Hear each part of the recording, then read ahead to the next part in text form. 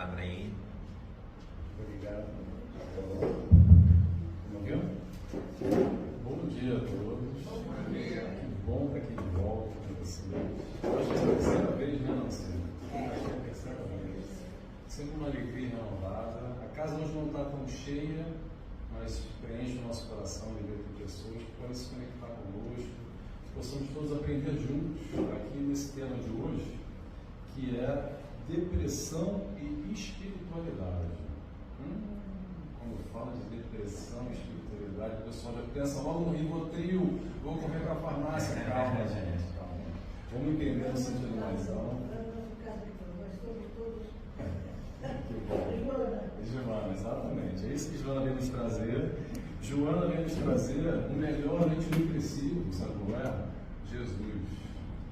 É essa busca, esse entendimento que a gente vem trazer aqui através dos aspectos de Jesus ensinando, sendo o melhor médico, o melhor psiquiatra, o melhor psicólogo, sem dificuldades. Quando a gente fala de depressão, é falar sobre muita dor, é falar sobre vivências no sofrimento, e toda a complexidade quando a gente bate lá no fundo, quando está lá no fundo disso. E é difícil falar sobre isso porque a gente vai falar sobre dor, sobre momentos difíceis. Mas olha que interessante, repetir, momentos. Ninguém vive depressão numa continuidade. Estamos estagiando depressivos, entramos e saímos, então vamos buscar elaborar da melhor forma possível para sair firme e forte. Da mesma forma que muitas vezes a gente bate lá no fundo do poço, é possível ganhar forças de novo para impulsionar e subir tudo aquilo que a gente desceu. É mais ou menos por aí que a gente vai entendendo um pouco como tratar a nossa alma. Eu trouxe aqui um livro que é uma referência ótima para quem quiser. Jonas nos traz um livro que se chama Vitória sobre a Depressão. Vitória sobre a Depressão, livro de 2010, vai fazer 15 anos, onde Joana nos chama a atenção que depressão, sabe o que é? É pandemia. Lá, em 2010, fala, nossa, já faz 15 anos. Exatamente. Ela já alerta, chamando a atenção, batendo forte, o pessoal, vamos ter atenção. Cara, pare, olha para si. Está difícil, está complicado, as coisas não estão saindo do jeito que a gente consegue elaborar, administrar. É momento de encostar o carro, para poder entrar na cena toda. Encosta o carro nessa correria que é a vida, que é o mundo, que parece que vai nos engolindo, que a gente não tem tempo para nada, que cada vez mais o mundo exige, e a gente não tem tempo para fazer as coisas direito, para dar atenção para o próximo e muito menos para a gente. E quando vai perceber, já tropeçou no próprio pé e caiu. E de repente fica lá e fala, cara, o que aconteceu? E nem alguém que já tomou um caixote lá na praia, sabe? Fica cuspindo água e o cabelo todo embaralhado, falando, onde é que eu estou? O que eu estou fazendo aqui? É mais ou menos assim, ok? Cada um com o seu estágio, com o seu nível, mas que a depressão se apresenta muitas vezes nas nossas vidas. E pessoal, para tirar esse estigma, tá? De doente, vamos entender o seguinte: a depressão por si só é doença da alma. Mas quem é o doente aqui? Doentes somos todos nós. Lembrando que Cristo nos disse: eu vim para os doentes. Então vamos entender primeiramente com humildade o processo de estar doente ou daquele processo de aprendiz, que necessitamos ainda aprender, evoluir, crescer, caminhar passo a passo, e não tem problema nenhum se um dia a gente cair no chão, se um dia a gente tropeçar no próprio pé. Vamos entender a sistemática da vida, entender as tristezas e as alegrias. Por quê? Vamos ver por que a gente tem que entender a tristeza e a alegria. Porque se vive ainda muito na utopia da rede social. O que é rede social? Ah, só alegria, é só tudo top, os posts dos melhores, o sorriso no rosto, as pessoas compartilhando aquela alegria utópica. Por que utópica? Porque a gente tem um recorte. E claro que aquele momento que a pessoa tirou o recorte é um momento bonito, um momento de alegria. Mas o problema começa na dinâmica quando a gente entra em comparação com o outro e percebe que a nossa vida, nossa, não é tão alegre, não é tão feliz como o fulano ou a fulana vive. E aí começa a entrar numa sistemática negativa de comparação, se rebaixando. Queria eu ter a vida do fulano, da ciclana, olha lá, bonito, bonita, com dinheiro, feliz da vida, viajando, comendo os melhores pratos, olha para mim aqui no espelho, só bagaceira. Então vamos entender com calma, pessoal, que olha só, o processo de comparação, sabe qual é melhor? O processo de comparação é melhor nós nos compararmos conosco do nosso ontem, do nosso passado, em algum momento que a gente já evoluiu alguma coisa. E talvez a gente não consiga perceber, não dê devida atenção. Mas olha lá para trás, busca 10, 15, 20, 5 anos lá atrás e perceba o quanto você cresceu, o quanto você evoluiu. Ah, Nelson, mas evoluiu muito pouco, mas ainda assim a gente com certeza evoluiu algo nessa nossa experiência, nessa nossa vivência. Muitas vezes com dores, muitas vezes através de muitos desafios, mas é isso que a vida nos apresenta. Provas e expiações. Provar aquilo que a gente já sabe, expiar aquilo que a gente necessita, para levar para um caminho só, uma direção única, que é o aprendizado. Sendo prova, sendo expiação, tudo que se configura na vida de cada um aqui só tem um objetivo: evolução, crescimento. E é através dessas dinâmicas da vida que a gente vai aprendendo, vai crescendo e vai evoluindo. Muitas vezes o que acontece é o seguinte: a gente não consegue organizar muito bem. Muitas vezes a gente não consegue administrar o que a vida nos apresenta, esses desafios, de alguma forma essas dificuldades que nós temos. E quando isso acontece, infelizmente, a gente pode cair. As pessoas vão voltar a repetir: não tem problema de cair, cair faz parte, somos imperfeitos, perfeitíveis. Até a gente chegar à perfeição, a gente já caiu, cai e ainda vai cair muito. A busca do aprendizado é que depois que a gente cai no chão e machuca o joelho, é levantar e perceber: peraí, o que eu fiz de errado aqui? O que eu posso fazer de diferente no futuro? Não cair de novo. E aprender com os meus próprios erros. Sem culpa, sem remorso, sem entrar numa negatividade, numa espiral que fica se culpando, se julgando, se martirizando. Mas entendendo que sim, eu errei, eu sou imperfeito e te perdoo primeiro. O processo do perdão, a gente fala muito do perdão próximo, mas às vezes a gente se esquece, sabe o quê? De nos perdoar. Tamanha importância da caridade, ser benevolente para com todos, mas para conosco também. Ser indulgente para com os erros alheios, mas indulgente para com os nossos erros também. Perdoar as ofensas do próximo, perdoar o outro, mas também nos perdoar. Entenda o teu processo de vivência e que faz parte da queda. E te acostuma, mas te fortalece ao mesmo tempo. O importante aqui não é focar na queda, mas é focar no fortalecimento. Como que nós podemos transformar o dia de amanhã melhor do que hoje, o dia de hoje melhor do que ontem. Nessa sistemática, aos poucos, a gente aprende a lidar com a história da tristeza, que a gente não lida muito bem. Por quê? Vamos lá, definição do Aurélio. O que é depressão? Depressão é tristeza permanente. Calma que a gente vai falar permanente. Mas olha só, temos uma dificuldade enorme de conviver com a tristeza. Porque o que a gente quer? Só alegria. Eu quero que minha vida só seja alegria, quase como um conto de fadas. Como se fosse só a Disneylândia. Tudo na minha vida vai ser feliz e bom e alegre o tempo inteiro. Pessoal, faz parte da tristeza, está tudo bem. Está tudo bem de ter dias melhores e dias piores. Faz parte da nossa vida a vivência nos dois polos. O aprendizado que a gente só realiza através da vivência na tristeza e na alegria. Agora, o que a gente vai falar aqui para ele chamar a atenção aqui? A atenção é a tristeza permanente. Por quê? Porque muitas vezes, e está cada vez mais banalizada, a história da depressão é assim: eu estou num dia triste, hoje eu comi e deitei. Como se depressão fosse qualquer coisa, ou uma tristeza normal, e um momento difícil, muitas vezes um momento de luto, uma dificuldade que a gente está enfrentando e que nos dá uma baixa. E não tem problema de dar baixa, sabendo que amanhã vai ter uma alta de novo.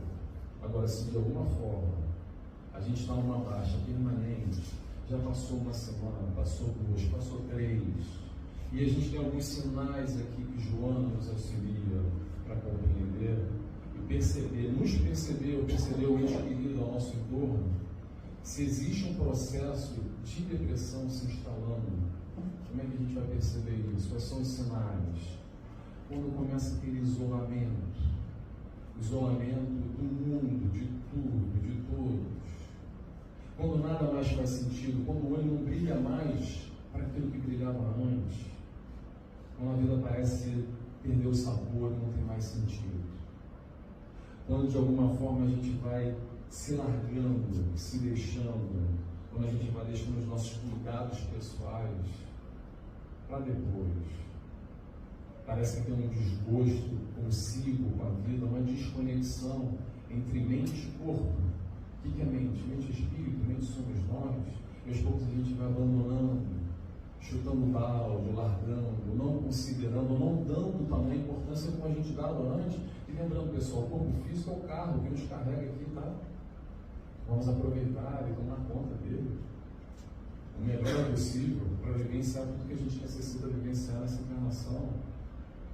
Outro ponto que a gente está tendo: o isolamento. Acho que eu já falei, né? Isolamento de tudo e de todos. Como a gente vai se isolar aos poucos, se colocando debaixo do cobertor, não querendo mais interagir. Estou cansado. Como é que é? Faz o sinal do ônibus, né? Para o ônibus que eu quero sair do mundo. Não tem uma frase dessa piada. É um pouco disso quando a gente já não aguenta mais a pressão. Quando a gente não aguenta mais a pressão, não está conseguindo gerenciar o quê? Gerenciar a tua encarnação. Que só diz a você, não diz ao outro. Claro que estamos em comunidade, vivenciando aquilo que nós necessitamos vivenciar nesse meio, nessa época, nisso que está acontecendo agora. Mas o processo é sempre individual. A tua aprovação é tua, a minha, a tua expiação é tua, etc, etc. Estamos aqui para nos fortalecer. Em momentos como esse, buscando Joana, para quê?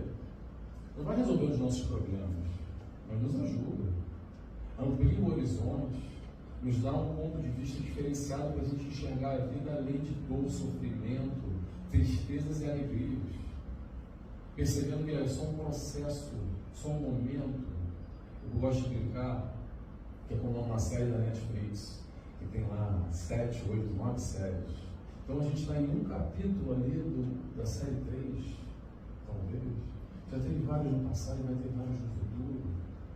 E a gente vai aprender e perceber que todo o contexto daquele episódio, esse episódio se chama Vida Hoje, está configurado para quê?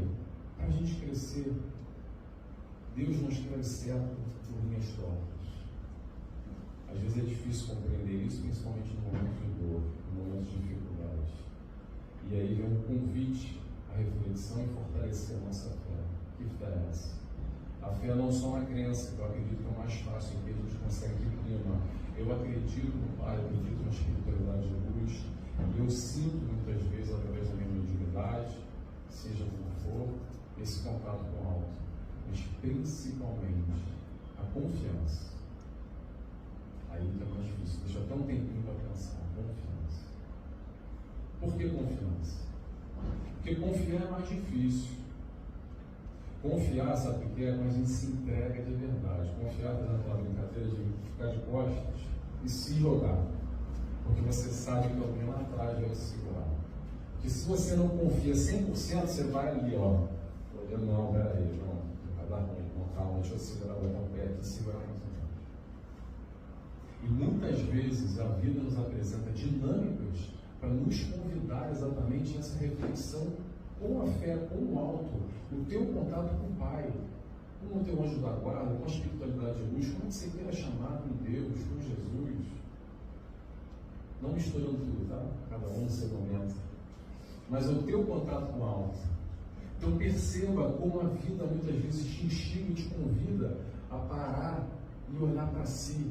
Olhando para si, você pode olhar para o alto.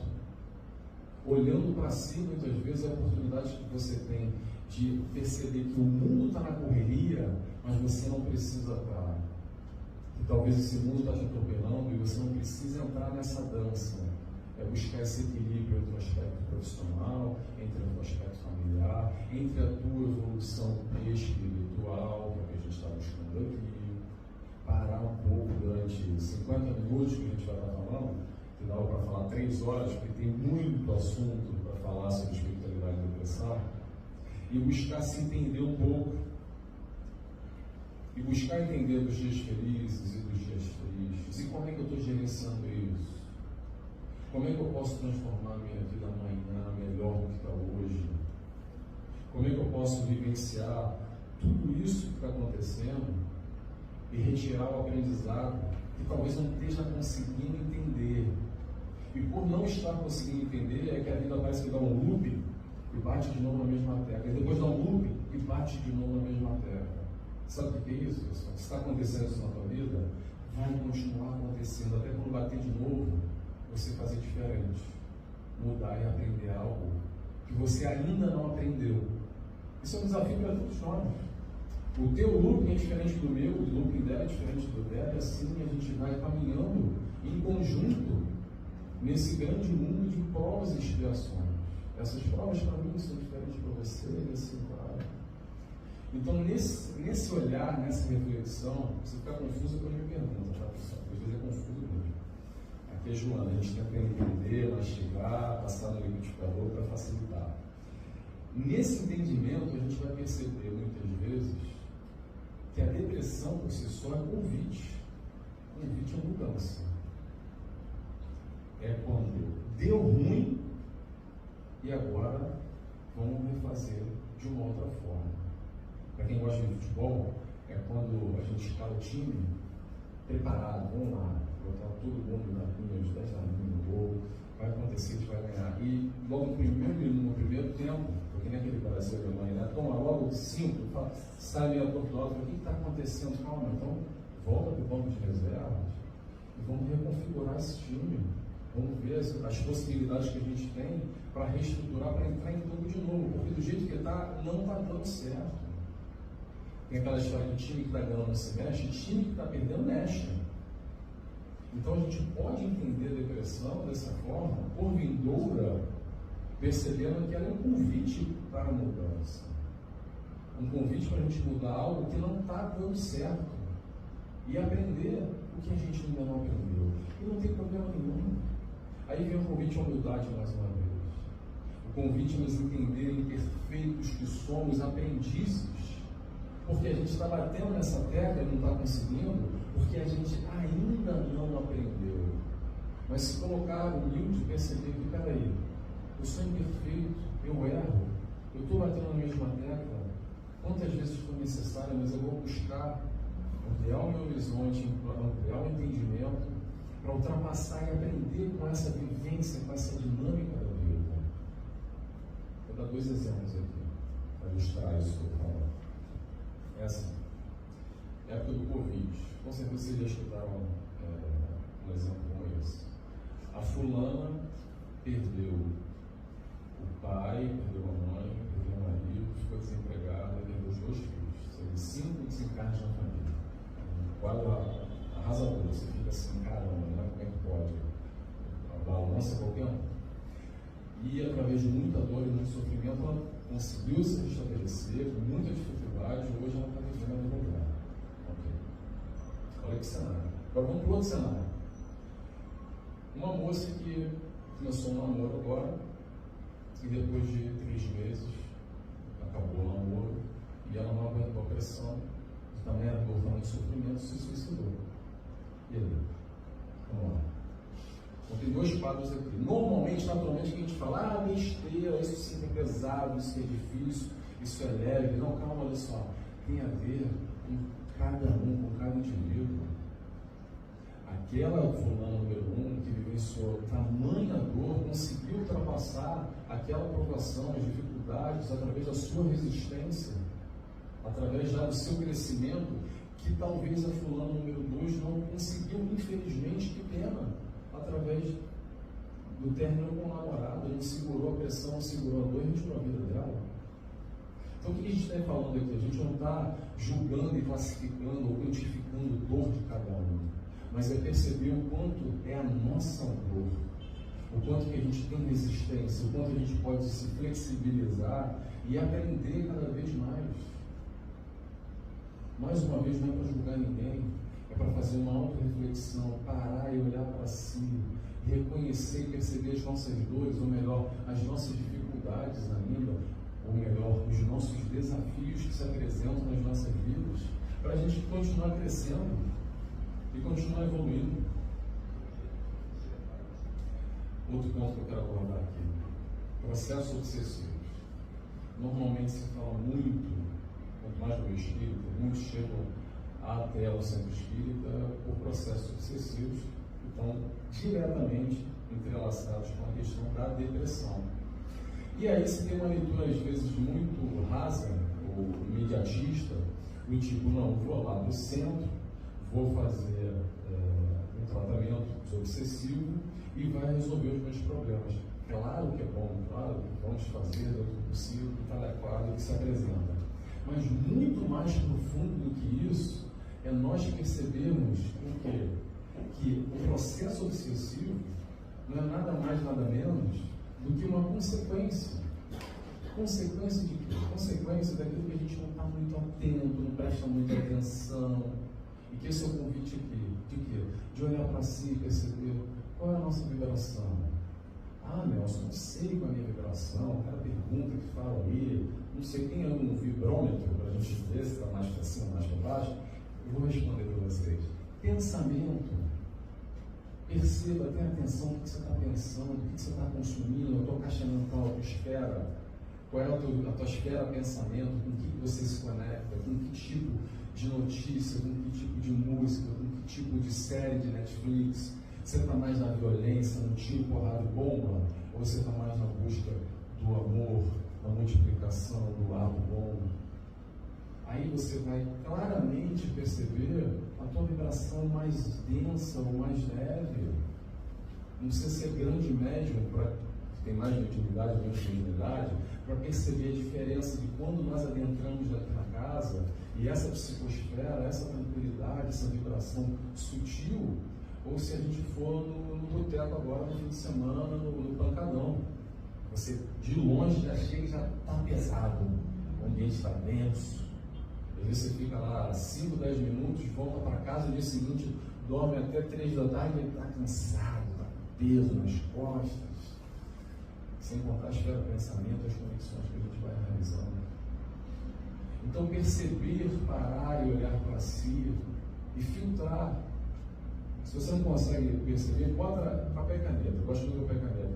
Olha, meio-dia, estou pensando, 2 da tarde, estou pensando isso. Depois faça uma avaliação. Perceba que tipo de pensamento você estava conectado e naturalmente você vai perceber que tipo de vibração você estava também. E a partir daí é perceber a liga que nós damos para a espiritualidade. Atenção, para a espiritualidade de luz ou para a sombra. Muitos dos processos depressivos se instalam através da liga que nós damos com a permanência em vibrações negativas. Ficamos lá embaixo e damos assim a porta aberta, passando um cafezinho, fazendo um bolo de banana e falamos, professor, vem com tudo, vamos lá. Isso que é importante realmente observar, porque, pessoal, olha só, não está na mão do centro espírita, não está na mão do livro de Joana de Ângeles, nem do teu mentor, está na mão da tua busca nas conexões, estando atento, alerta, conscientes das escolhas que nós fazemos. São escolhas. A gente pode escolher estar aqui 10 da manhã, vibrando aqui junto, durante uma horinha, ou pode estar ligando a televisão agora no noticiário e eu tenho certeza que vai estar escorrendo sangue do lado da televisão. E aí que vibração você está conectado? E aí como é que isso gradualmente vai se instalando no teu bem ou mal-estar? Sabe a história da água mole e verdadeira, tanto bate no que for? Pode ser uma água suja, como pode ser uma água limpa. Então, se você botar uma água de esgoto pingando em você, aos pouquinhos, no final do dia, no final da semana, você vai estar todo sujo, fedendo a esgoto. Ou se você pegar uma água límpida e colocar pingando um pouquinho, no final de semana você vai estar limpinho. Atenção a esse processo. Atenção como, isso eu quis destacar aqui, como a depressão por si só, muitas vezes, são só consequências, não todas, tá? Atenção, pessoal. Mas como muitas vezes são só consequências dessas nossas escolhas, dessas nossas opções que realizamos através do nosso pensamento e da nossa liberação. Vamos lá, continuando. Técnicas. A gente já está falando muito de teoria. Vamos para as técnicas aqui. E Joana de Ângeles traz muitas técnicas nesse livro, Vitória sobre a Depressão, que eu gosto, que é quase um manual, que não é cura de depressão, tá? Não tem cura. A gente tem aqui trabalho a ser realizado, entendimento mais profundo, um olhar para si principalmente e batalhar no bom sentido, na conquista, na vitória. Joana de Ângeles às vezes é muito dura, para quem gosta de ver, sabe que às vezes ela bate na canela, mas com carinho, com amor, ela acolhe. Para quem conhece Joana, sabe que às vezes ela fala e é doloroso. E o primeiro ponto que ela coloca aqui, para a gente buscar entender, para quem vivencia, já vivenciou, ou tem um parente, ou uma pessoa próxima, lembrando que não é receita de bolo, tá, pessoal? São algumas técnicas que vão ser aplicadas com mais eficácia ou menos de acordo com cada indivíduo, cada ser. Mas uma delas, a primeira de todas, é sair da posição de vítima. Pausa. Aí, normalmente, tem gente que sai da palestra, briga com Joana, briga com Jesus, não quer mais papo. Porque falar sobre vitimização é complicado. Até primeiro vai se enxergar como vítima. Mas vamos entender aqui com maior clareza. O que acontece é o seguinte: quando a gente está como vítima de qualquer situação que seja, a gente está paralisado, congelado. Nós perdemos a mão, perdemos o controle e a direção. A gente só está se sentindo relaxado, sem o controle da nossa própria vida. Por quê? Porque algo aconteceu, ou alguém está me oprimindo, e eu agora me sinto como vítima, e eu não tenho controle da minha vida. E esse é o ponto talvez fundamental, essa percepção que muitas vezes nós não temos, que é o controle. O controle da tua vida, sabe onde está? Está nas tuas mãos, de mais ninguém. Não está no do teu marido, no do teu filho, no do teu chefe de trabalho, nas circunstâncias difíceis que a vida te apresentou, sim. Não estamos diminuindo dores, atenção, ok? Mas o entendimento mais profundo nessa esfera do aprendizado. E por mais que nós chegamos muitas vezes ao fundo do poço, é entender que a gente chegou lá sozinho, mas é sozinho que a gente vai sair do lado. Claro que tem auxílio, tem muito auxílio. A casa espírita é mais do que estudo doutrinário, é auxiliar exatamente esses irmãos que estão em dificuldade, necessitam de auxílio, de compreensão, que chegam perdidos, que não seguem tiroteio. E aqui, através da exposição doutrinária, chegamos até Jesus como o maior médico, o maior psicólogo, que nos ensina o passo a passo a lidar com os nossos conflitos íntimos, os nossos conflitos existenciais, a lidar e a gerenciar melhor todas as dificuldades que nós temos na nossa vida. Jesus é a solução? É, para quem quer, porque tem que se esforçar, tem que tirar muitas vezes do altar e da distância que ele ali existe. Porque muitas vezes a gente ainda compreende Jesus numa esfera do inatingível. E quando a gente compreende dessa forma, fica mais difícil. Por quê? Porque aí a gente vem com aquelas frases assim: daqui umas 200 encarnações eu chego lá, porque agora não dá, né? Que normalmente é a nossa oratória espírita aqui. Por quê? Porque tem que fazer esforço, né? E tem trabalho, né? Vamos lembrar? Toda a proposta que o Cristo nos trouxe é viável, é factível, é realizável. Resumindo, dá para fazer. Por mais distante que nós nos encontremos, dá para fazer, dá para realizar. Ah, Nelson, mas é difícil? Claro. Se não fosse difícil já estava feito. A gente não estava nem encarnado aqui no mundo de provas e expiações. A gente já estava em outra esfera, em outro patamar evolutivo, que ainda não nos encontramos. Repetir? Ainda. Por que ainda? Porque depende de nós, pura e simplesmente.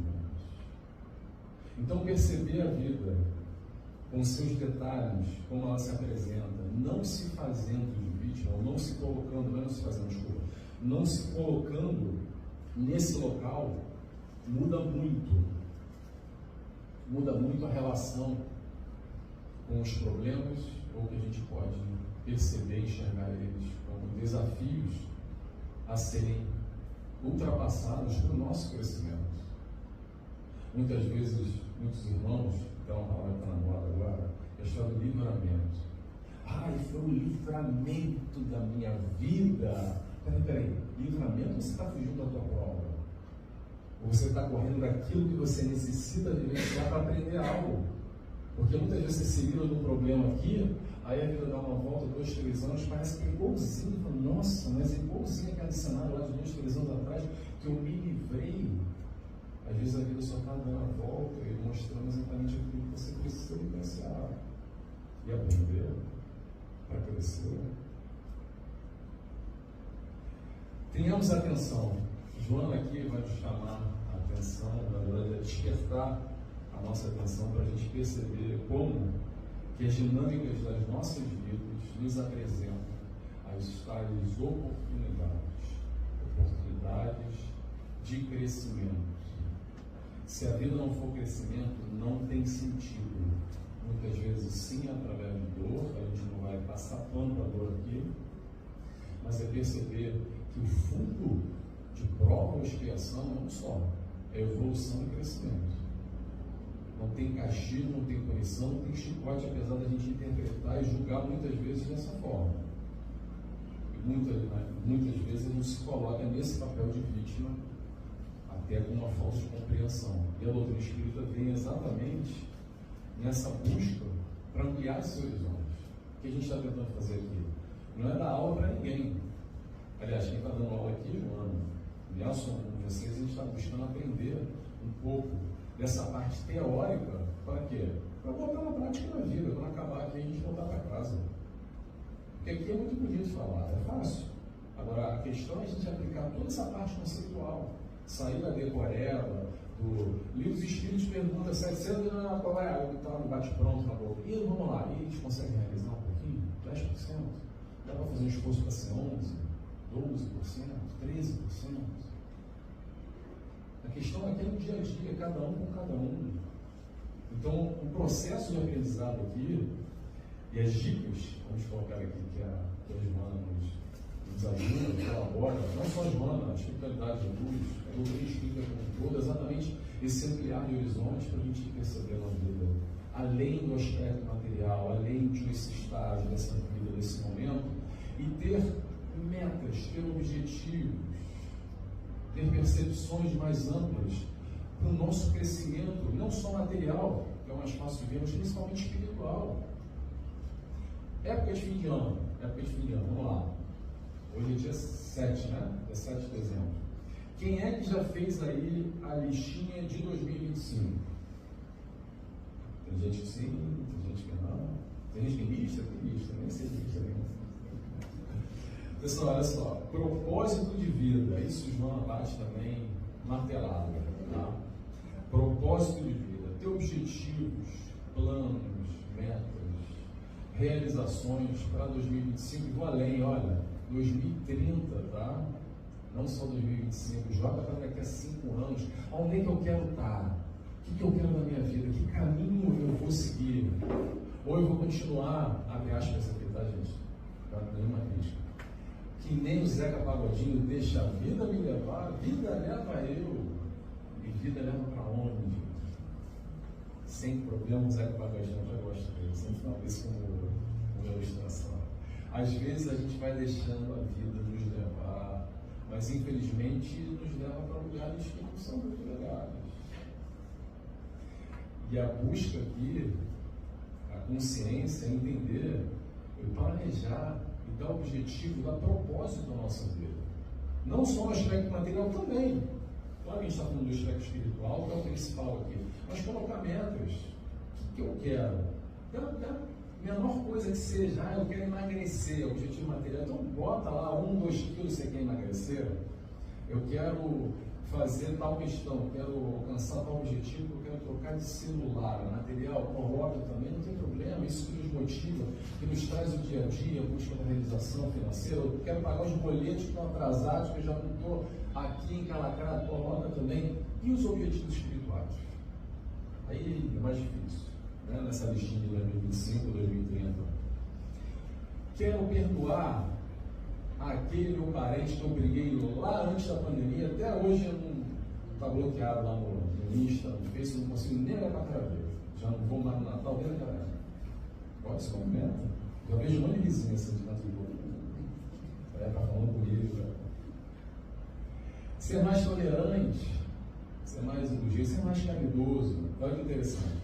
Às vezes a gente coloca aí muito bom, tá, gente? Assim, eu quero ser mais caridoso em 2025. Então, eu vou falar com a Nancy porque eu vou participar da distribuição de alimentos e um movimento que tem no Santo Espírito que, poxa, eu vou de encontro ao próximo para ajudar ele.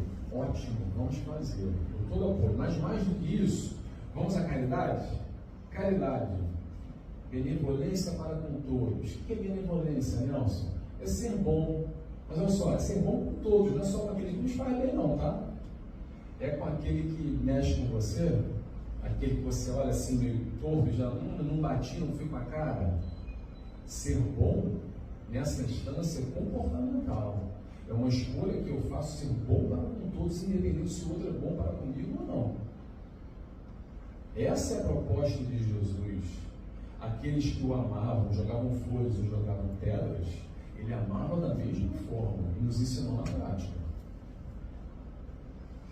Indulgência para com os erros alheios. Ser indulgente. Ser indulgente é perceber que o outro é imperfeito e o outro erra, como nós erramos. Ser tolerante, ser paciente, perceber que o outro está na caminhada que nem a gente e erra. E às vezes nessa que erra, nos machuca. Imaginar que a gente vai viver uma encarnação sem ninguém nos machucar é viver na Disneylândia, tá, pessoal? Já aconteceu na vida de todo mundo, talvez esteja acontecendo hoje e vai acontecer no futuro, porque mesmo sem querer, às vezes a gente pisa no pé do outro, às vezes é por querer mesmo, então aí é outra história. Mas vamos lá, é por sem querer. Entender que indulgente para com os erros alheios, indulgência para com os erros alheios é perceber que o outro é imperfeito, o outro erra. E quando o outro erra e nos machuca, e às vezes machuca lá no fundo, é o perdão.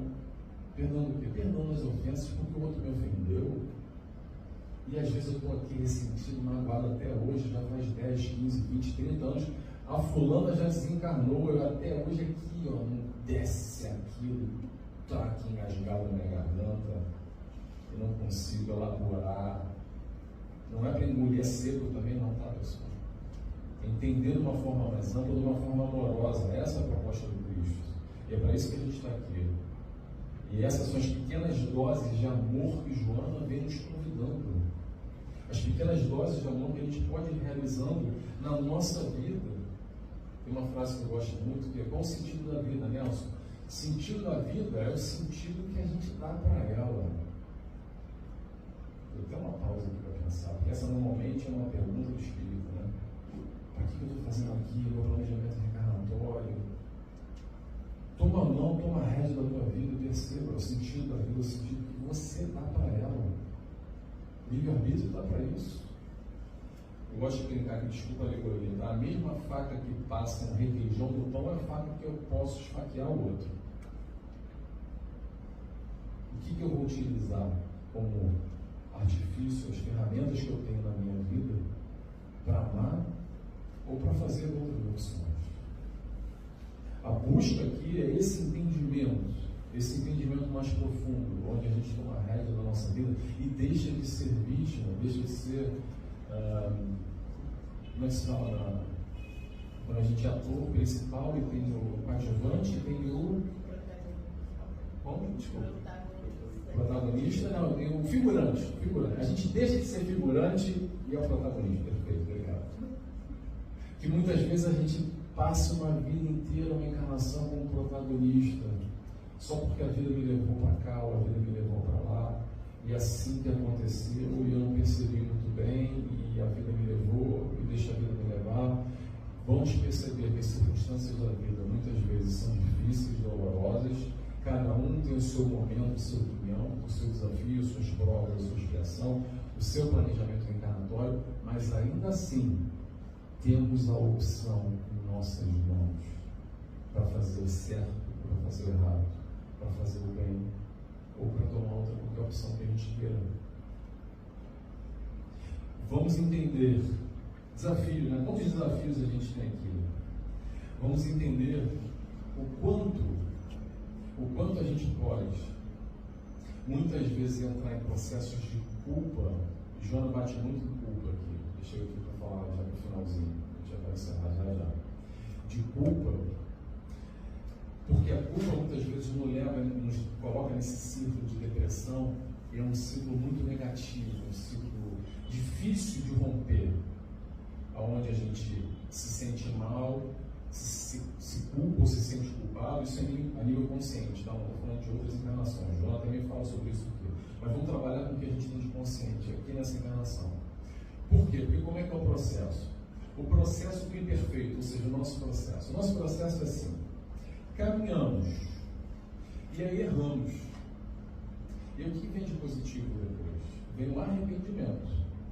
Então a gente percebe que fala, nossa, não foi bom esse caminho, essa escolha que eu fiz, poderia fazer diferente, me arrependi. E até aí está tudo bem. Só que depois tem um probleminha que vem depois do arrependimento, mas que não precisa, tá? Que é a história da culpa.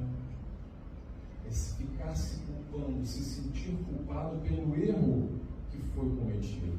Fiquemos só com um aprendizado, com um arrependimento, percebendo que sim, cometemos um erro, e se for possível, a gente vai lá, volta, tenta reparar, pede desculpa, pede perdão, tenta reelaborar essa roda de novo para não cometer o mesmo erro, mas não precisa se culpar. A culpa não traz nada de positivo, pelo contrário, só traz negatividade nesse circuito tóxico, palavra da moda também, tóxico, que só prejudica nós próprios. Errou, assume, reconhece. Se arrepende, ótimo, corre atrás, mas não entra na culpa. Entrou na culpa, foi o John Klepper. Para. Não precisa entrar na culpa. Fiquemos só com arrependimento, entendendo o nosso processo enquanto imperfeitos que somos e que vamos errar ainda, mas buscando acertar, buscando vibrar no bem, vibrar no amor, percebendo todas as benesses que o Cristo nos traz aqui, agora, hoje. O Cristo não está só no livro, não está só no altar, não está só na palestra bonita, ou só no centro espírita quando eu vou lá no sábado às 10 da manhã. Dá para estar, sabe como? E aonde? Todo o tempo ao nosso lado, quando a gente quiser. A luz está aqui, ó. O que temos que fazer, deveríamos, pronto, o convite é subir um degrau, fazer um esforço para se conectar com essa luz, se conectar com esse amor, com essa vibração, com a espiritualidade que nos abraça, que nos quer bem. A espiritualidade não some, meu mentor se esqueceu de mim, não sei o quê, não se esqueceu de você, você que foi se desconectando. Então se reconecta de novo, dá sempre para se reconectar. Qual o caminho?